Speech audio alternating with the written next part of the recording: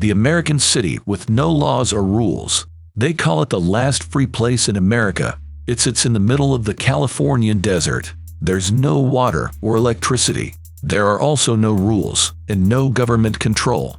This place is completely off the grid. Welcome to Slab City, California. Slab City is more of a camp than a city. Technically, it's an unincorporated community.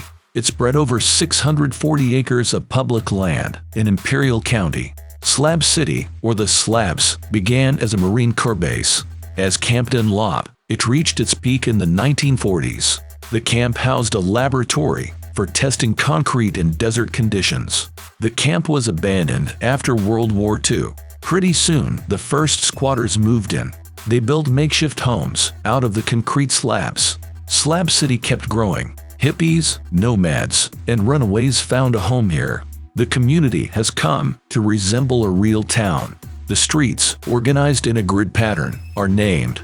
There's a small library and a few eateries. Some dwellings can even be rented on Airbnb. At the entrance to the city is Salvation Mountain. It's a Technicolor installation by artist Leonard Knight. It brings in plenty of tourists. Most of them don't venture any farther, however.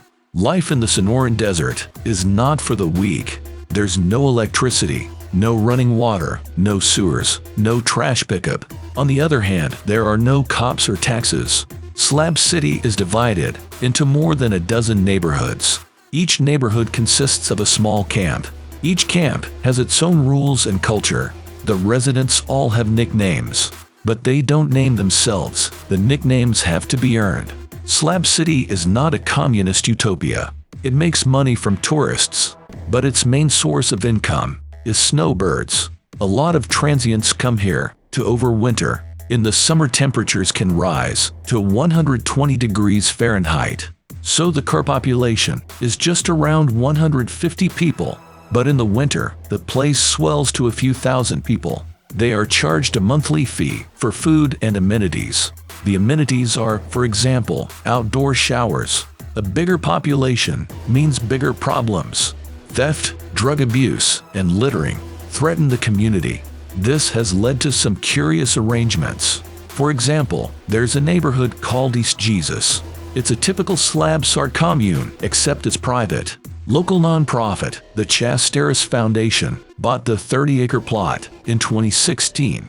East Jesus' main attraction is an elaborate outdoor art museum. It's open to the public year-round. East Jesus is well organized. It's got a battery bank and a diesel generator. It has composting toilets, a water heater, and a hand-washing station. The nonprofit behind it wants to organize trash collection in Slab City, but many of the residents are opposed to the idea. They see it as an encroachment on their freedom.